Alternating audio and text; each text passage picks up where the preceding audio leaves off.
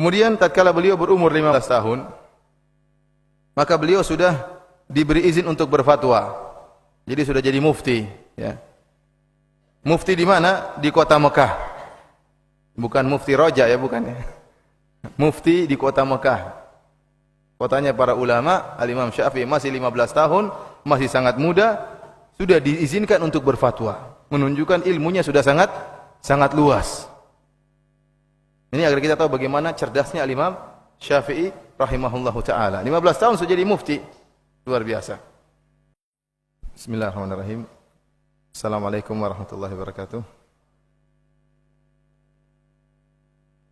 Innal hamdalillah nahmaduhu wa nasta'inuhu wa nastaghfiruhu wa natubu ilaih. Wa na'udzu billahi min syururi anfusina wa sayyiati a'malina. May yahdihillahu fala mudilla lahu wa may yudlil fala hadiyalah. Wa asyhadu an la ilaha illallah wahdahu la syarika lah. Wa asyhadu anna Muhammadan abduhu wa rasuluhu la nabiyya ba'dah. Ya ayyuhalladzina amanu taqullaha haqqa tuqatih wa la tamutunna illa wa antum muslimun. Fa inna asdaqal hadithi kitabullah wa khairal huda huda Muhammadin sallallahu alaihi wasallam. Wa syarrul umuri muhdatsatuha wa kullu muhdatsatin bid'ah wa kullu bid'atin dhalalah wa kullu dhalalatin finnar. Para hadirin yang dirahmati oleh Allah Subhanahu wa taala, alhamdulillah pada sore hari ini Allah Subhanahu wa taala memberikan kita kesempatan untuk bisa bermajelis dalam rangka untuk mempelajari, ya, atau untuk menelaah sebuah buku yang saya tulis, yaitu dengan judul Ajaran Mazhab Al-Imam Syafi'i yang ditinggalkan. Yang sebenarnya buku ini merupakan untaian dari tulisan-tulisan yang saya tulis di internet, kemudian dibukukan, alhamdulillah bisa diterbitkan. Dan pembahasan yang saya masukkan dalam buku ini, ya, ada permasalahan fikih dan juga ada permasalahan akidah. Mengingat ajaran Al-Imam Syafi'i rahimahullah yang ditinggalkan bukan cuma masalah fikih, bahkan yang paling penting juga adalah sebagian akidah Al-Imam Syafi'i juga ditinggalkan oleh sebagian orang yang mengaku bermadzhab Syafi'i. Namun sebelum kita membahas tentang poin-poin tersebut, ya, perkara-perkara yang ditinggalkan oleh orang-orang yang mengaku bermadzhab Syafi'i, maka di awal pengajian ini kita akan membahas atau menyinggung tentang biografi Al-Imam Asy-Syafi'i rahimahullahu taala. Para hadirin yang dirahmati oleh Allah Subhanahu wa taala, kita tahu bahwasanya mazhab yang tersebar di penjuru alam semesta, ya, yang terkenal ada 4 mazhab, yaitu yang pertama adalah mazhab Hanafi, yang mazhab paling senior atau mazhab paling tua.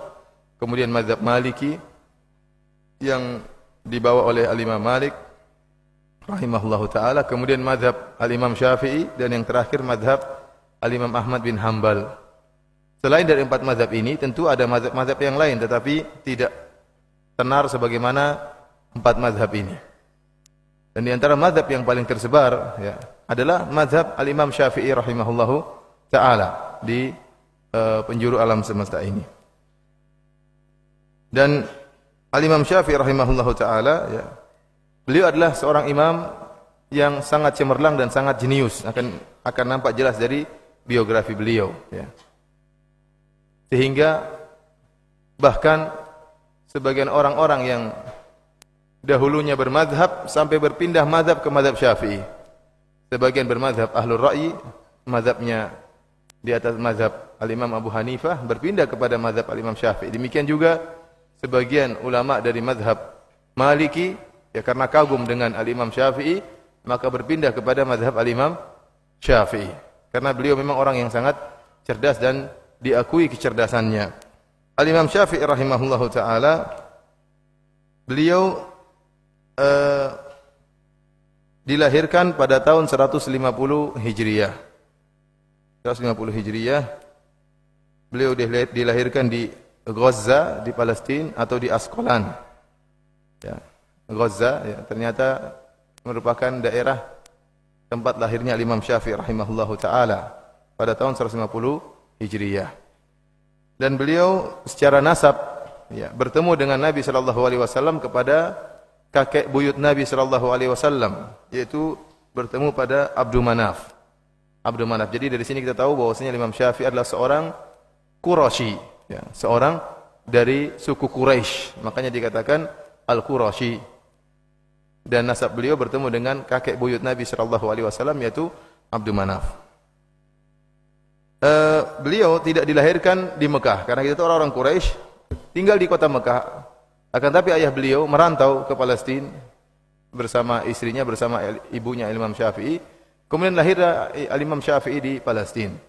Namun tatkala Imam Syafi'i masih kecil, ya, belum 2 tahun, ayahnya meninggal dunia. Ayahnya meninggal dunia sehingga Imam Syafi'i hidup sebagai anak yatim, dirawat oleh ibunya. Karenanya setelah ayahnya meninggal, ibu Al-Imam Syafi'i rahimahullah membawa pulang Al-Imam Syafi'i ke kampung halamannya, ke kota Mekah, kembali kepada sukunya, suku Quraisy. Oleh karenanya disitulah Al-Imam Syafi'i kemudian tumbuh dan berkembang di kota Mekah dan belajar dari ulama yang ada di kota Mekah. Yang ini menunjukkan bahwasanya bagaimana peran seorang ibu, ya, sangat luar biasa terhadap perkembangan karir dari anaknya. Lihatlah bagaimana Imam Syafi'i rahimahullah hidup tanpa ayah, akan tapi dia menjadi seorang imam, yaitu Imam Syafi'i rahimahullah ta'ala. Peran ibunya dalam memasukkan Imam Syafi'i atau mendidik Imam Syafi'i, kemudian menyuruh dia untuk belajar di kalangan para ulama, sampai jadilah Imam Syafi'i seorang yang sangat alim. Jadi waktu berumur 2 tahun dibawa pulang ke kota Mekah, kemudian dia belajar di kota Mekah. Disebutkan tatkala beliau berusia 7 tahun, beliau sudah hafal Al-Quran. Imam Syafi'i rahimahullah 7 tahun sudah belajar, sudah hafal Al-Quran. Beda dengan kita, ya. Atau orang-orang zaman sekarang, ya tentunya, ya, umur 7 tahun tentunya masih semangat-semangatnya bermain, ya. Kalau disuruh hafal Quran, kamu jangan mendolimi anak-anak, ya. Anak-anak punya hak untuk main. Ya, anak-anak punya hak untuk main, tapi ada waktunya untuk belajar, jangan main terus. Oleh karenanya Imam Syafi'i umur 7 tahun sudah hafal Al-Quran. Dan beliau dikenal bacaannya sangat merdu. Sampai seorang ulama menyebutkan dalam sejarah Imam Syafi'i, kami kalau ingin menangis mendengar bacaan Al-Quran, maka kami pergi ke Syafi'i, si kecil Syafi'i. Maka kalau Imam Syafi'i sudah mulai baca Al-Quran, yatasaqatun nas, orang-orang pun berjatuhan, menangis mendengar apa? Bacaan Imam Syafi'i, karena suaranya merdu. Dan Imam Syafi'i kalau melihat orang-orang sudah pada menangis dan berjatuhan, beliau berhenti membaca Quran. Menunjukkan bahwasanya bacaan beliau sangat merdu, ya. Inilah Imam Syafi'i rahimahullah ta'ala. Kemudian tatkala berumur 13 tahun, ada yang bilang 10 tahun, ada yang mengatakan 13 tahun, beliau sudah menghafal kitab Al-Muwatta karangannya Imam Malik, isinya ribuan hadis, ya. Ribuan hadis tatkala umur sekitar 13 tahun. Kemudian tatkala beliau berumur 15 tahun, maka beliau sudah diberi izin untuk berfatwa. Jadi sudah jadi mufti, ya. Mufti di mana? Di kota Mekah. Bukan mufti Roja, ya, bukan, ya. Mufti di kota Mekah. Kotanya para ulama. Al-Imam Syafi'i masih 15 tahun, masih sangat muda, sudah diizinkan untuk berfatwa. Menunjukkan ilmunya sudah sangat luas. Ini agar kita tahu bagaimana cerdasnya Imam Syafi'i rahimahullahu ta'ala. 15 tahun sudah jadi mufti. Luar biasa. Kemudian setelah itu beliau pergi ke kota Madinah, belajar sama Imam Malik. Setelah beliau menghafal kitab Al-Muwatta, beliau belajar belasan tahun. Ada yang menyebutkan sekitar 16 tahun Imam Syafi'i menuntut ilmu dari Imam Malik sampai Imam Malik meninggal dunia pada tahun 179 Hijriyah. Setelah itu baru Imam Syafi'i melanjutkan perjalanan dia menuntut ilmu ke Baghdad. Jadi benar-benar menuntut ilmu di kota Madinah, bertemu dengan Imam Malik rahimahullahu ta'ala. Sampai-sampai disebutkan kalau ada tamu-tamu dari luar ingin mengambil hadis dari Imam Malik, maka Imam Malik rahimahullah menyuruh muridnya Imam Syafi'i untuk menyampaikan hadis-hadis tersebut melalui hafalan Imam Syafi'i. Jadi beliau adalah murid yang sangat cemerlang, ya, muridnya Imam Malik rahimahullahu ta'ala. Setelah itu beliau pergi ke Baghdad, ya, belajar ilmu di Baghdad. Sampai di sana beliau bertemu dengan muridnya Imam Abu Hanifah, yaitu Muhammad bin Hasan Asy-Syaibani. Di antara dua murid yang terkenal dari Imam Abu Hanifah adalah Abu Yusuf, dan yang satunya lagi Muhammad bin Hasan Asy-Syaibani. Orang yang sangat cerdas. Sebagaimana ma'ruf perkataan Imam Syafi'i, beliau mengatakan, "Ma ra'aitu saminan aqilan qat siwa Muhammad bin Hasan Asy-Syaibani." Aku tidak pernah melihat ada orang yang gemuk, yang bercerdas kecuali siapa? Muhammad bin Hasan Asy-Syaibani. Artinya semua orang gemuk biasanya bodoh ya. Itu gemuk zaman dahulu mungkin ya. Zaman dahulu kenapa mesti gemuk ya? Apa salah? Kenapa dia harus gemuk ya? Gerak terus kok bisa gemuk ya? Kalau orang sampai gemuk di zaman dahulu ya, berarti pikirannya hanya makanan ya. Tidak ada kegiatan. Orang seperti ini mana mau memikir hadis, memikir ayat-ayat. Oleh karenanya Imam Syafi'i mengatakan, "Ma ra'aitu saminan aqilan qat siwa Muhammad bin Hasan Asy-Syaibani." Aku tidak melihat ada orang gemuk pun, satu orang gemuk pun yang cerdas kecuali gurunya siapa?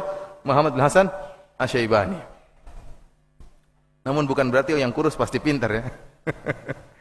Para hadirin yang dirahmati Allah Subhanahu wa taala, demikian akhirnya Imam Syafi'i rahimahullah belajar dengan para ulama di Baghdad, terutama Muhammad bin Hasan Asy-Syaibani rahimahullahu taala. Kemudian beliau pergi ke Mesir ya. Kemudian beliau pergi ke Mesir dan meneruskan dakwah beliau di Mesir ya, sampai akhirnya beliau meninggal pada tahun 204 Hijriah. Adapun keistimewaan Imam Syafi'i, yang bawa buku silahkan lihat halaman 14 ya. Keistimewaan Imam Syafi'i rahimahullahu taala,